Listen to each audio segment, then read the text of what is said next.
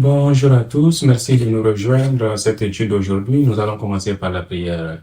Père Céleste, nous te sommes infiniment reconnaissants de nous réunir autour de ta parole. Père, souviens-toi de nous et ouvre-nous par ton esprit afin que nous puissions ouvrir les yeux de nos cœurs pour te voir véritablement et te rencontrer à travers ta parole qui est vivante. Nous prions au nom puissant de Jésus-Christ. Amen. Alors maintenant, nous sommes en train d'étudier la série des 10 commandements, n'est-ce pas? Et nous étudions cela dans la prière afin de comprendre la véritable intention de Dieu lorsqu'il a donné les 10 commandements à son peuple.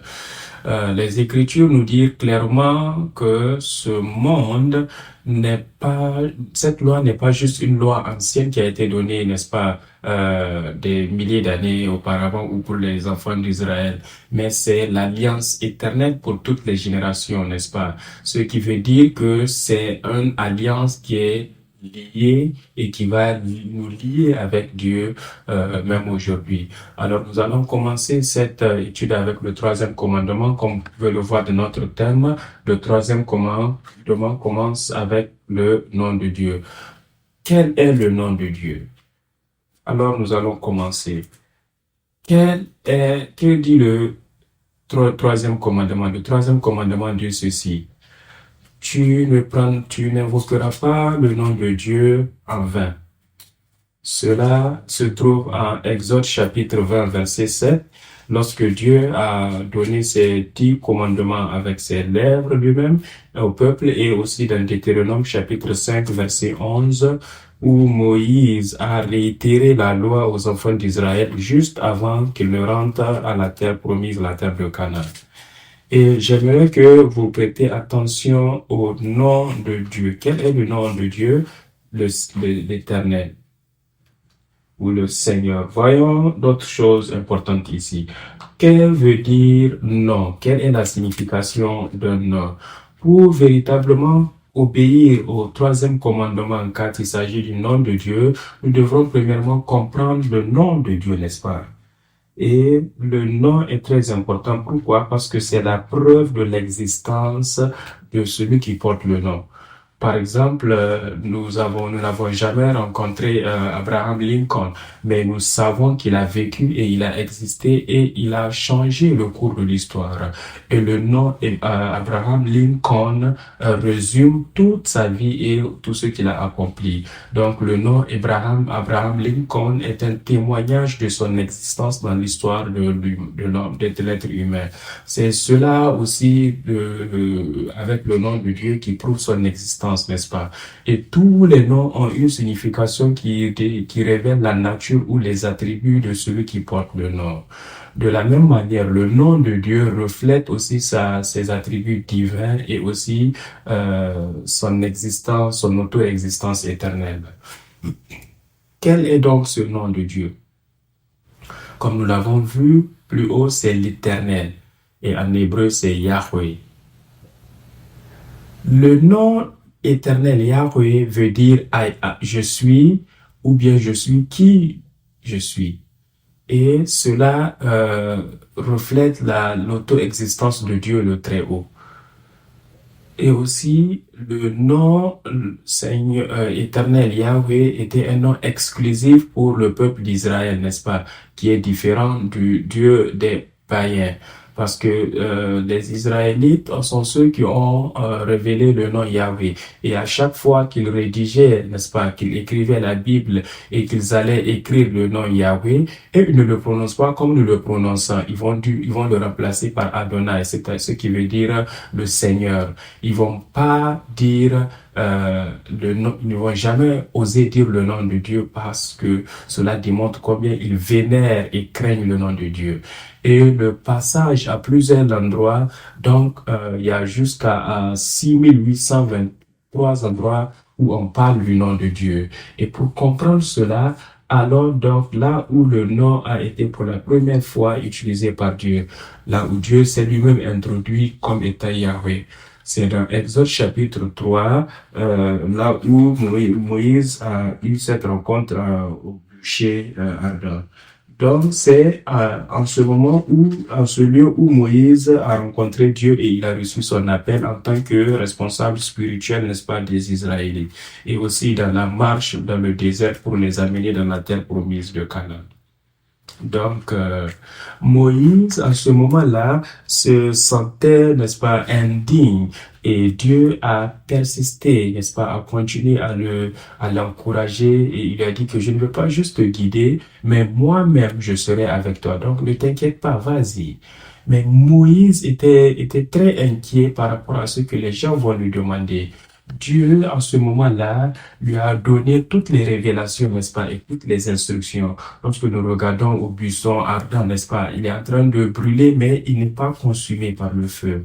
Mais Moïse était toujours inquiet. Il savait que pour lui d'aller et parler de ce Dieu éternel où le Dieu de nos ancêtres est venu à moi et a dit ceci, a dit cela, cela n'aura aucune signification pour le peuple. Alors il a demandé à Exode chapitre 3 verset 13, ils vont me demander, quel est ton nom?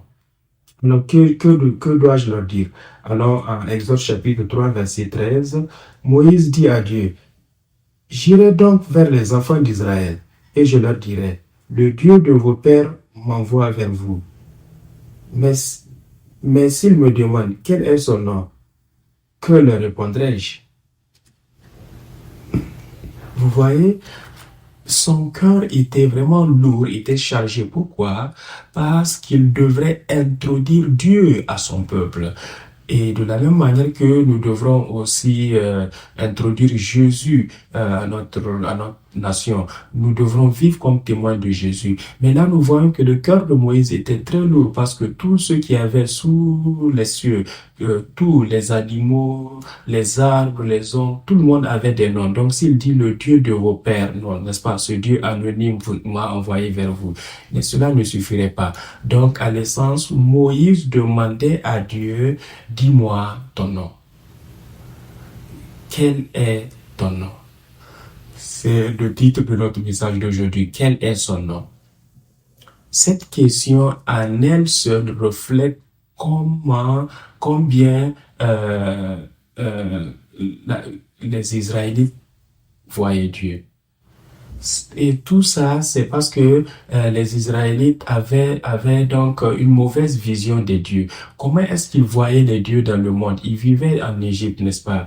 Il y avait beaucoup de dieux en Égypte. Et ils ont vécu là pendant 430 ans. Donc même Moïse, qui a reçu cette éducation dans la cour du roi, dans le palais du roi Pharaon, lui-même était confus avec beaucoup de détails dans la vie, n'est-ce pas? Il a rencontré beaucoup de dieux dans sa vie. Qu'en est-il donc des Israélites qui étaient esclaves? Qu'en est-il d'eux? Et pire encore, tous les dieux d'Égypte avaient des noms. Et même les enfants d'Israël connaissaient les noms de tous les faux dieux d'Égypte, n'est-ce pas? Même ce dieu-là, ce dieu crocodile-là, est Soubak. Et il est l'un des dieux, n'est-ce pas, qui a un nom. Et un autre aussi, c'est ce dieu-là, le dieu égyptien Thoth. C'est le dieu de la sagesse, de l'apprentissage et de la magie. Donc c'est pourquoi Moïse demandait quel est le nom de Dieu pour pouvoir guider le peuple, n'est-ce pas? Ce qui veut dire qu'il y a tellement trop de dieux que Moïse avait besoin de connaître le nom de ce Dieu-là pour que ce Dieu-là puisse être différencié, n'est-ce pas, mis à part de tous les autres faux dieux. Alors, Révérend Abraham Park a donné ce message très profond. Il dit, pourquoi le nom de Dieu est-il nécessaire? Pourquoi le nom de Dieu est-il devenu nécessaire? Il a dit ceci. Il dit, dans ce monde pécheur, à cause du péché qui est rentré dans le monde, il doit y avoir des noms. Sinon, il y aura trop de confusion à ceux qui sont incapables de différencier le véritable Dieu des faux dieux. Donc, nous pouvons voir ici qu'à travers la Bible, que Dieu s'est introduit à travers des noms. Mais nous devrons premièrement comprendre que lorsque Moïse a demandé à Dieu, quel est ton nom? Comment Dieu avait le cœur brisé pour répondre à cette question? Alors, nous pouvons voir cela de cette manière. Comment reconnaissons-nous nos parents? Est-ce que nous arrivons à différencier nos parents des autres à travers leur nom? Comment pouvons-nous dire que ce sont nos parents? Nous savons cela, n'est-ce pas? Et c'est comme ça. Nous savons en les regardant, en regardant leur visage, comment ils parlent, comment ils marchent. Et nous aussi, nous parlons et nous marchons comme eux. Nous parlons comme eux, que nous le voulions ou pas. Et lorsqu'un enfant vient au monde, est-ce qu'en grandissant, il va venir vers sa mère et demander, est-ce que tu es marié, Jane? Si la maman dit oui, il va dire, ah, donc c'est toi ma maman, donc c'est certainement toi ma mère. Alors, quel enfant fera ceci avec sa mère? Alors, quel aussi, cet homme-là connaîtra son père par son nom ou son parent par son nom. Si vous rencontrez votre père après 40 ans, son nom est John Doe. Et vous dites, oh, ton nom c'est John Doe, n'est-ce pas? Ah, donc c'est que tu dois certainement être mon père. Ok. Mais ensuite, tu auras besoin d'une autre personne et vous rencontrez une autre personne qui a le nom John Doe. Est-ce que tu vas appeler cette personne aussi ton père? Parce que lui, juste parce qu'il a le même nom que ton père? N'est-ce pas? Non, ce n'est pas le cas. Nous savons qu'il est notre père parce que, à cause de la manière dont il parle, à cause de sa ressemblance, son apparence, ce qu'il fait. Donc la question est, connaissons-nous véritablement notre Père, notre Dieu, juste parce que nous l'appelons Père, non, nous l'appelons Dieu? Que nous dit la Bible? La Bible nous dit de manière consistante que vous pouvez devenir comme moi. S'il vous plaît, ayez mon cœur. S'il vous plaît, marchez conformément à mes pas. Prenez part à ma nature divine. À quel moment la Bible dit que nous devrons connaître le nom de Dieu? Alors nous pouvons voir combien le cœur de Dieu était brisé lorsque Moïse lui posa cette question, quel est ton nom? 1 Corinthiens chapitre 8, verset 5 à 6 nous dit qu'il y a beaucoup de dieux, il y a beaucoup de seigneurs dans les cieux et sur la terre, mais il y a un seul Dieu qui est notre Père, le véritable Dieu.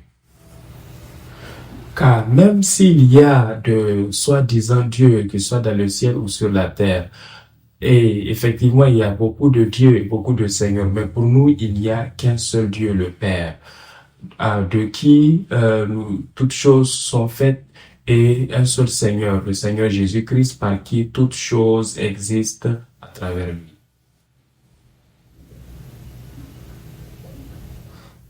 Même s'il y a beaucoup de mères, n'est-ce pas, sur cette terre, nous n'allons pas appeler toutes les mères dans notre terre maman, n'est-ce pas, mais juste une seule personne. Cette seule personne-là qui nous a mis au monde, c'est elle que nous allons appeler maman. Par exemple, supposons qu'un bébé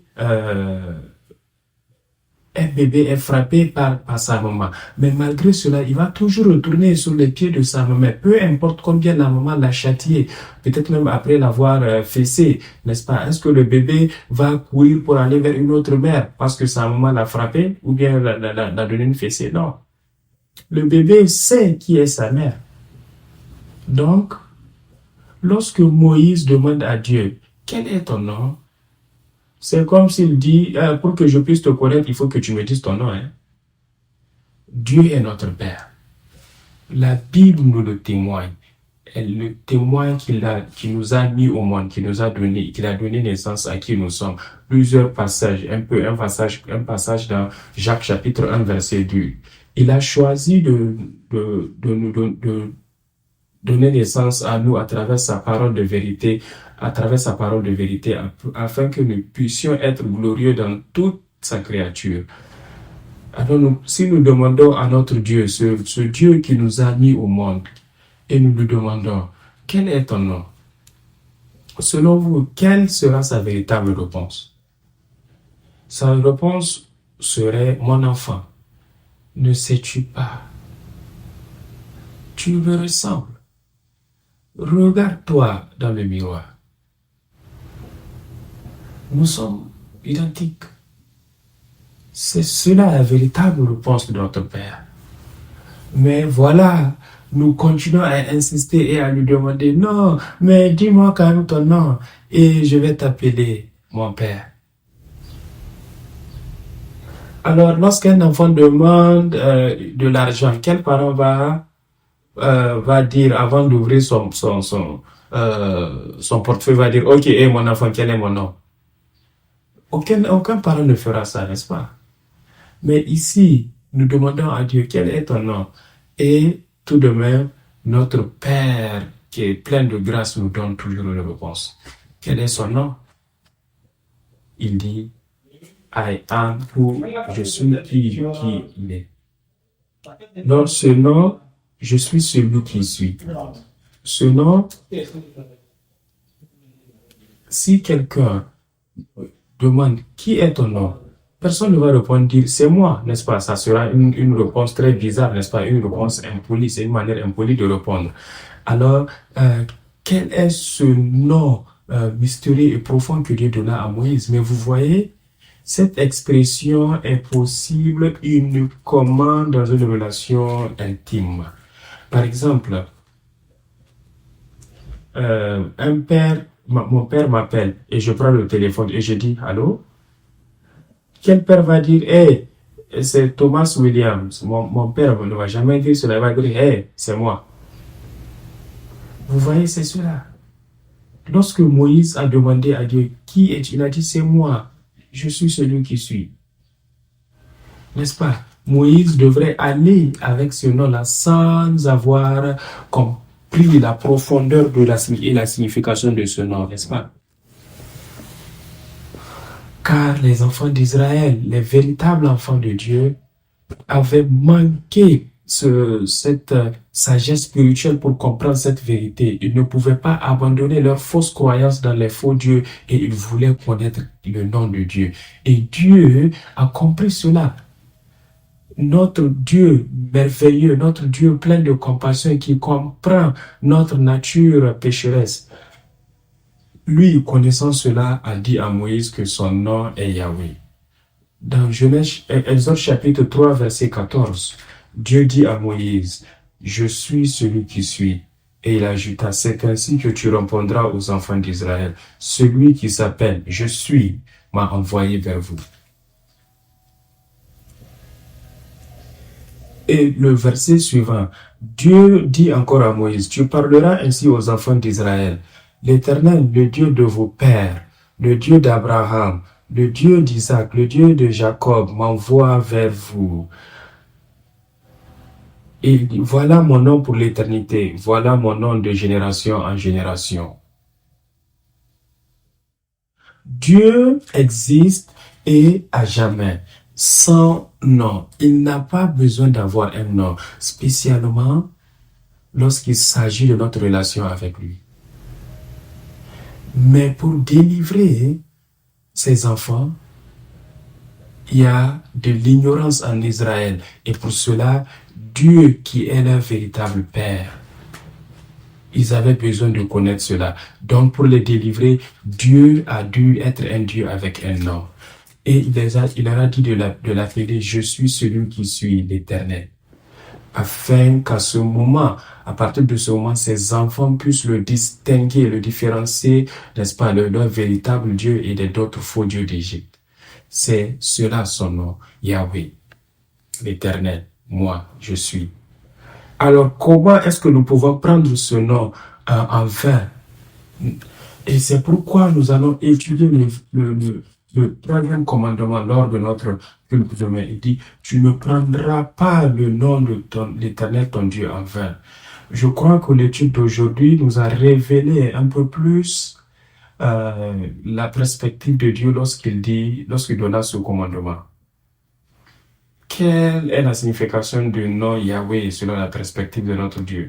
Et je prie que notre Dieu va se souvenir de nous et va continuer à nous bénir et va ouvrir davantage nos yeux pour que nous puissions retourner vers lui qui nous a donné naissance, afin que nous puissions véritablement l'appeler Abba, Père. Prions. Notre Père Dieu, nous te remercions pour nous avoir enseigné aujourd'hui le troisième commandement.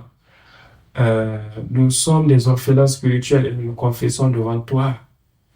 Nous étions des orphelins spirituels qui étaient confus, qui ont été abusés par les faux dieux de ce monde, parce que nous étions esclaves dans ce monde qui était comme l'Égypte. Jusqu'à ce que Jésus vienne dans notre vie et nous mène dans une véritable relation avec toi. Nous ne connaissions pas qui notre véritable Père était. Alors, Père, nous voulons être tes enfants qui connaissent et qui comprennent ta volonté. Alors, Père, révèle-toi à nous à chaque moment de notre vie afin que nous puissions véritablement te faire confiance et jamais nous inquiéter ou avoir peur. Car le Créateur de l'univers, le Dieu Tout-Puissant, est en train de siffler son nom dans nos oreilles. Yahweh, c'est moi, votre Père. Nous te remercions, Père, au nom précieux de notre Seigneur Jésus-Christ. Amen.